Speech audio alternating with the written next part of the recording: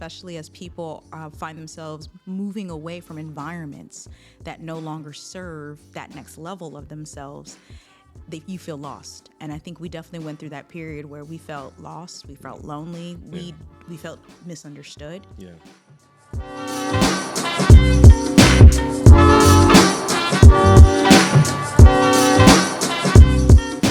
Welcome, everyone, to the first episode of Find Your Calm, where we sit and explore various health modalities regarding mental, physical, spiritual awareness, and everything beyond. On this first episode, I'm really excited to have someone very near and dear to me. He is the chair of various companies. He has been my business partner for the last 14 years, my husband, father of my children, lover, and everything in between. Timothy Wilson. Welcome, honey. Hey. Thank you for having me. So I'm really excited about this because you and I have cultivated what is now kind of what we're bringing to the table here with Find Your Calm. We have had this relationship once we decided to leave the U.S., where we had these daily coffee talks that turned into tea talks. Yeah. Where we explored every aspect of life as we grew. And the beautiful part about that is that it allowed us to grow. It allowed us to ask crazy questions. It allowed us to explore things, bring it to the table. And I know that not everyone has that ability. Not everyone is fortunate to have that. Sure. So one of the key topics that I know is always comes up in our conversations is how our backgrounds have shaped us. And I want to explore that a little further today, kind of give them people a sneak peek into our daily tea talks conversations and how that helped to mold and create Find Your Calm media today. Oh, yeah. So that's a huge file, I would guess, right? Because we come from similar but very different backgrounds. Especially culturally. Right. Especially culturally. So you had a 2-parent household. I did not. Originally from New Orleans. I moved to Atlanta for 2 years. What was that? Maybe 6th, 7th grade, for like just a couple of years of middle school, I guess, and then to Houston for high school. So I left and moved with my dad when I was 11, 12 years old. But I had a pretty fortunate childhood for the most part, right? Like I got to travel with my dad. We traveled every summer around the States. I lived in pretty decent neighborhoods most of the time. Not all the time, but most of the time. And so, I was surrounded by family. Regardless of who I was with or where I was still surrounded by family. So moving to Houston and eventually hitting tough times was like the first time where I really got to experience that those tough moments, or those hood moments, if you would, right? So experiencing, lights being cut off, water being cut off, all these kind of different things. So those things definitely shape you for the good and the bad. They set expectations, whether you look at it as this is going to be my life or I no longer want this to be my life. Right. And they also kind of set things of how you choose to view how you want to live your entire adulthood. Right.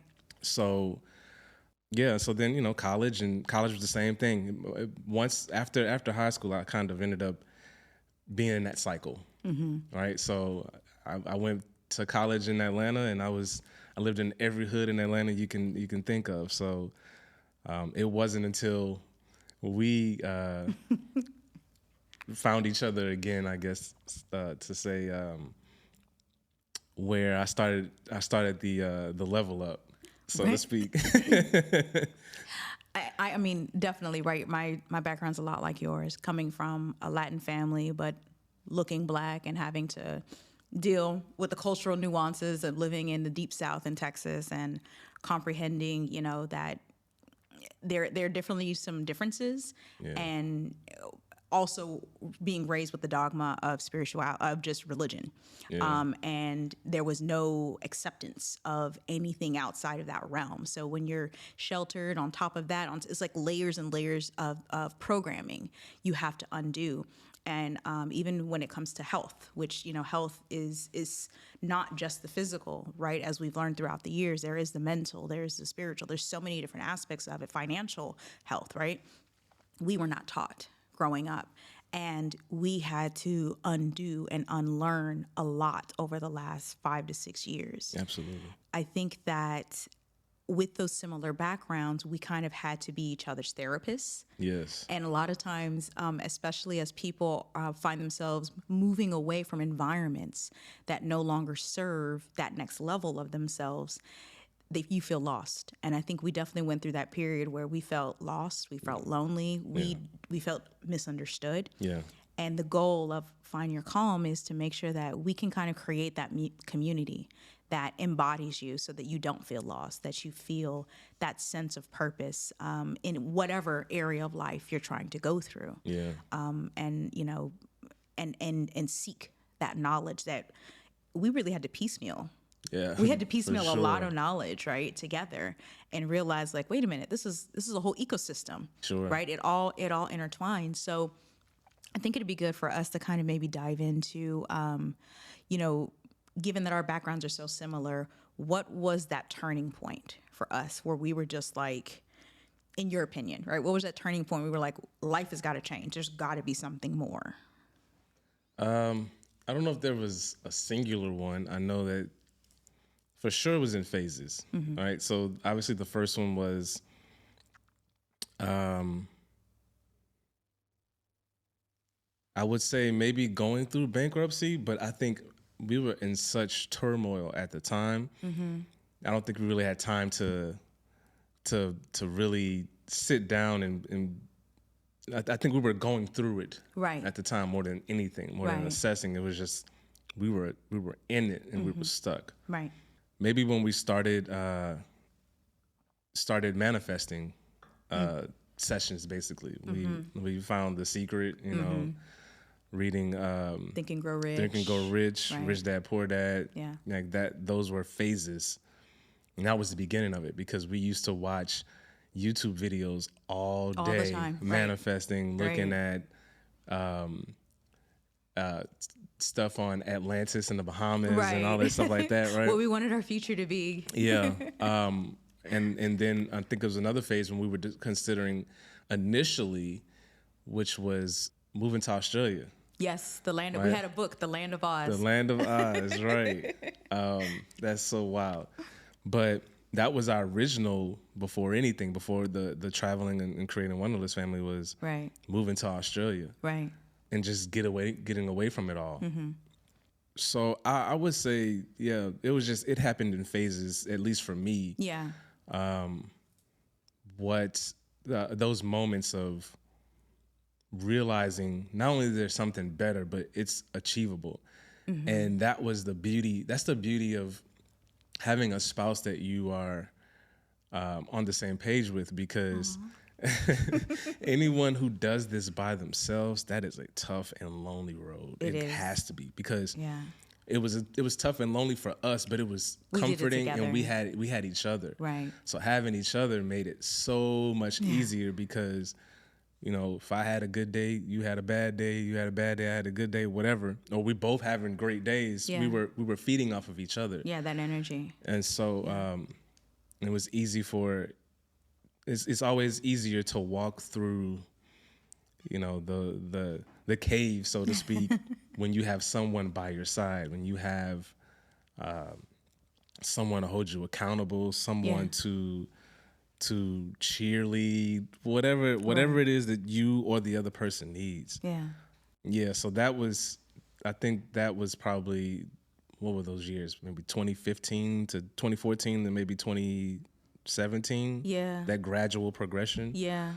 And I would say that for me, the true turning point was being pregnant with Aria, 5 months pregnant, Yeah. and collapsing that morning, and Yeah. her not moving and you having to pick me up.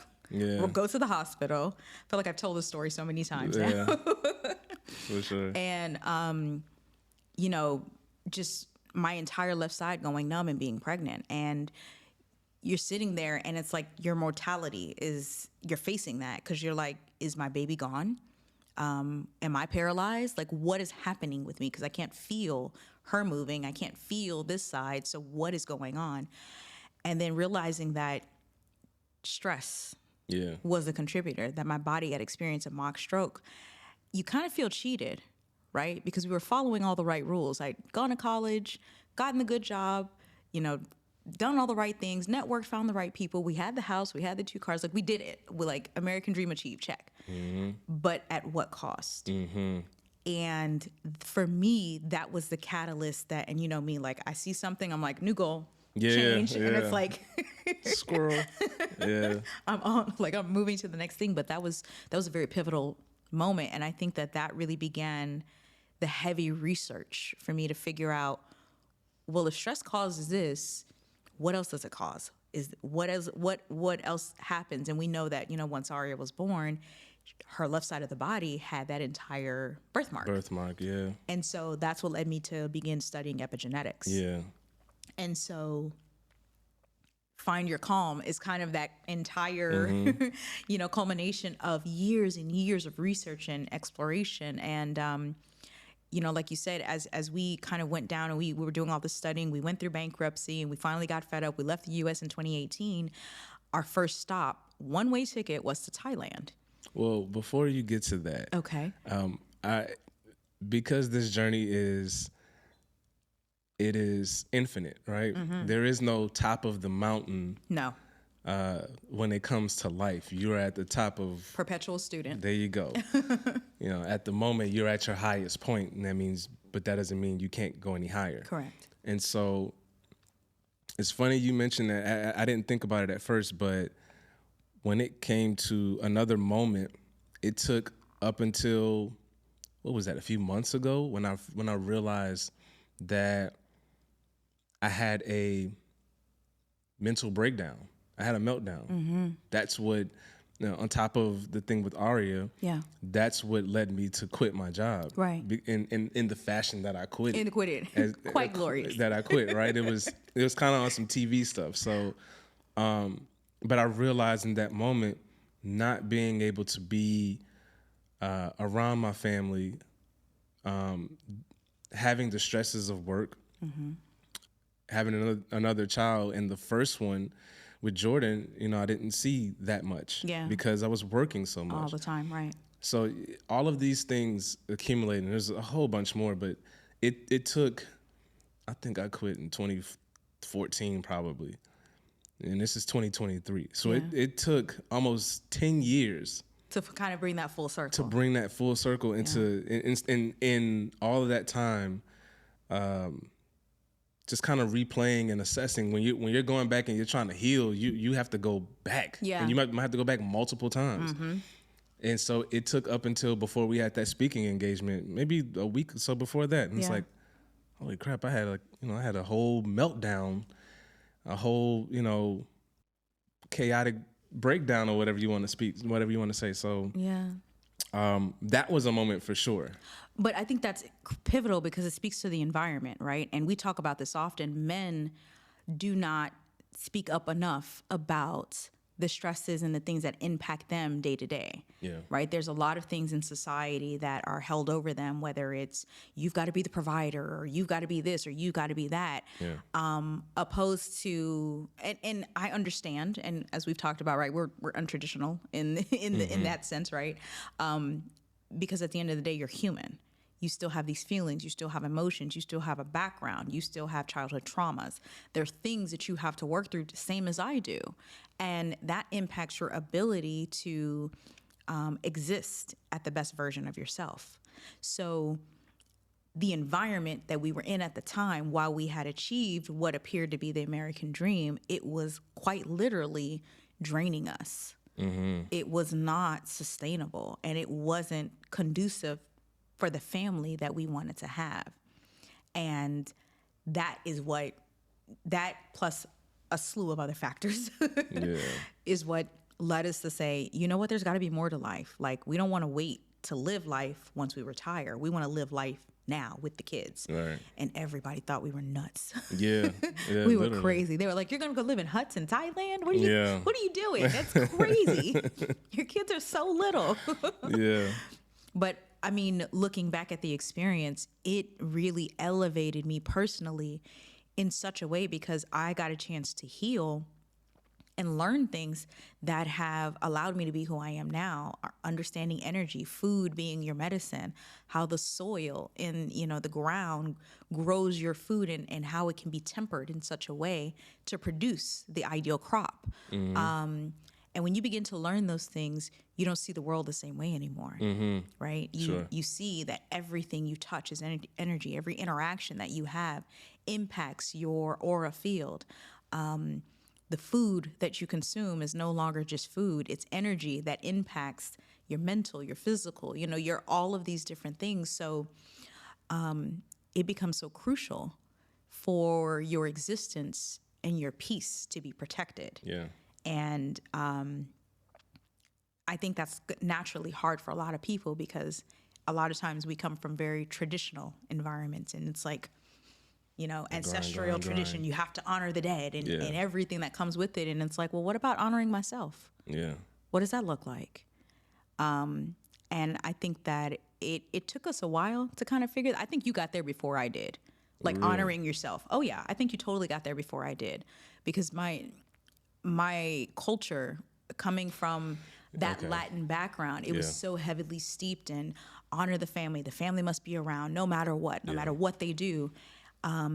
And that included even if they were toxic. Yeah. And we could never call a thing a thing. Yeah. And okay, right? I see that. So I think I had practice though when it came to us dating. Well, yeah, because there was issues there. So from the very beginning, I chose you. You did. So you did. You always chose that me. meant a huge separation from maybe certain people, but let's just say my family. It was a rough transition in the beginning, so I had to separate myself because I knew what I wanted and what was good for me. Right. Because I had to live my life, nobody else had to. Correct. So it was a love from a distance kind of thing. Right. For a while actually, with my family. So maybe I had some practice when it came to that. I think you did. But creating those boundaries is like a love letter to yourself.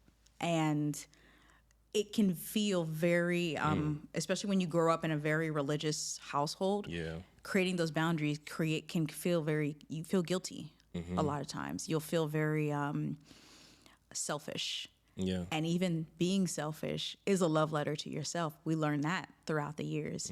And embracing and changing the negative connotation of that word for it to mean something beautiful for yourself. Self-care is a moment of selfishness. And as for me, especially for me, because you were always on me about this, taking time for me, doing the self-care, which is exactly why, I've created what I've created, because I understand for very busy people, for people who are always on the go, in our modern world, we don't live in a society that allows us to easily take an hour or two each day to decompress. Sure. Right? We need that time. We would love to take that time and say, yes, I can do this. But then you've got the kids, you've got dinner, you've got calls to make, you've got emails. So finding those moments can feel very invasive. And there's still that guilt factor, no matter what religion you're a part of, right?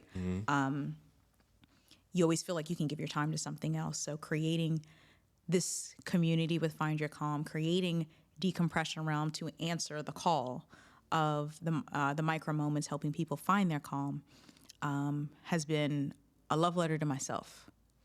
Oof. Yeah. I was like epiphany, like just now. That was powerful, yeah. Like just now. For sure.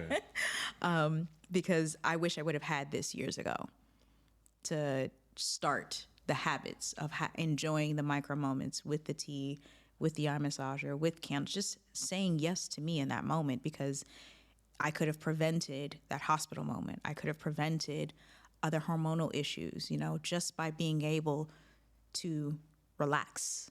Sure, but you know me, I'm like, I'm kind of like a Doctor Strange, I guess. Like everything happens for a reason. Exactly. There's a purpose for it all, because without it, does it mean as much? Right. Do you come to the same conclusions? Right. Do you have to do trial by fire, or go through the fire, so to speak, just to understand what lies before you. Correct.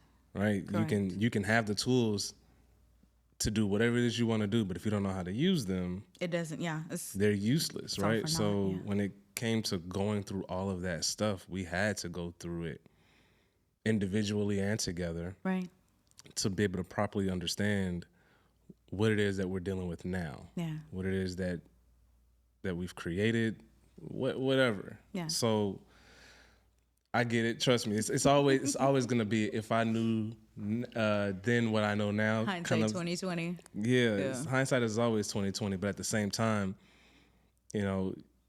just because you know something now, if you knew it back then, it would completely change the landscape of the journey you went through. Of the journey, right? Yeah. It was, you can get ahead of things, but you're getting ahead of something that you haven't even gone through yet, that right. you might not even go through at all. Right. Right. So right. Absolutely.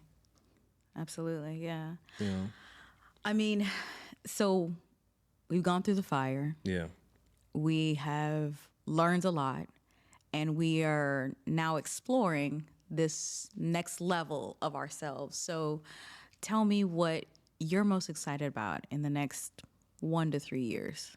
1 to 3. 1 to 3 years. Yeah, we like to set very, very attainable goals here. Not 1 to 5, 1 to 3. 1 to 3. Mm-hmm. What am I most excited about?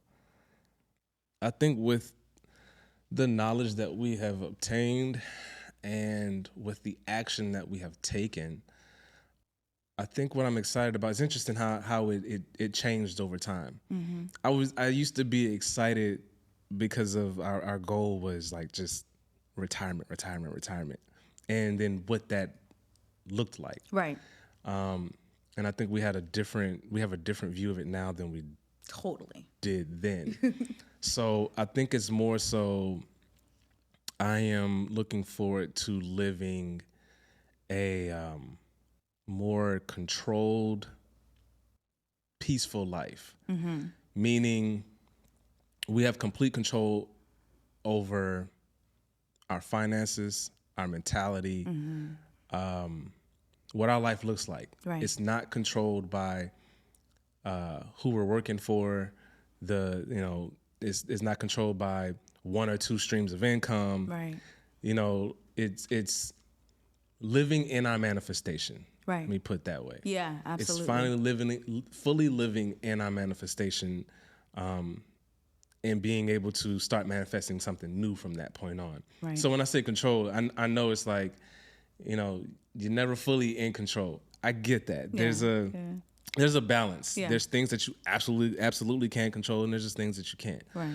But when I say control, I mean over the things that you can control, we're finally living in the manifestations and the controls that we have been working so hard to get to. Yeah. So that, with that, the kids are getting older now. I know.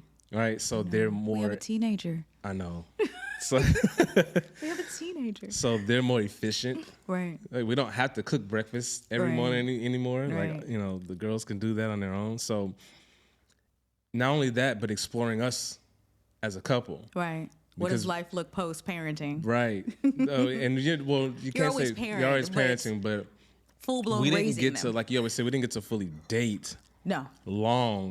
Not long enough. Not long enough because we had Jordan. But now with them being older and they're more self-sufficient, mm-hmm. we have more time and more opportunities to start actually dating. Right. Right. And it's a blessing, I guess, that we have been together this long. Mm-hmm. And 14 years. and still want to date, right? I That's still like you. yeah, just enough, just Just enough, enough. just enough to survive. So I'm excited for that. But all in all, though, the fruition of all of the ideas and all of the manifestations that we've put out, the Yeah. hard work coming into fruition, all Yeah. of the businesses, getting all of our, the family trust and everything that we have going on Yeah. that generates true generational wealth, Right. not just us and the kids, but literally their children and their children, Absolutely. if they see fit to do that. So Absolutely. And I think it's important to call out the fact that while you think of find your calm, it immediately lends to the notion of, oh, this is like meditation and wellness. Like it's so much bigger than that, Yeah. right? With what we're building, find your calm is finding your calm in all aspects of life. And you cannot live life without resources, and resources demands currency, and currency is money, right? So Sure. being able to have financial education on top of your health, your medical condition being up to par, and that pairing with the physical, meaning what you eat, what you do, how you move your body, avoiding certain chemicals and things, right? That pairs with that. And then when you're talking about the spiritual, whether you're religious, whether you believe in God or a source or whatever that may be, that is a huge part of your life. So Absolutely. being able to tie all of these things together, it is a blueprint that we realize like all of these things connect. It's not just about having one, it's about having all of them working in tandem. And so as you're talking about the manifestation of our life and our family trust and things, I'm sure some people are like, wait, what? Like what are we talking about here? I thought we were here for meditation. No, the goal of this is for it to be an ecosystem that you can go to for various pieces of knowledge, because half of the reason for divorce is finances. Yeah. The other half of it is irreconcilable differences or infidelity or whatever the case may be. And we can explore those areas as well, because a lot of times it's due to lack of satisfaction or lack of communication or so there's so many different areas to explore when it comes to find your calm. And I'm kind of excited to share this, a piece of us with the world. And there's some things that are sacred that are just for us that Yeah. will never be shared, but our methodologies, things that we've learned, things that we're still learning, because like we say, we're perpetual students, but so that they too have a chance to explore the best version of themselves. Absolutely. That was very well said. Thank you. So our show today was brought to you by Decompression Realm, a wellness company that creates products to help you relax and sleep better by capitalizing on the micro moments of life. Visit them at www.decompressionrealm.com. You've heard us talk a lot today about the Find Your Calm community and just the overall concept of what Find Your Calm media involves. So we want you to join in on the conversation after every podcast or even in between. So visit us at findyourcalm.com, which takes you right to our publication or online magazine, or you can visit us directly at our community, which is community.findyourcalm.com.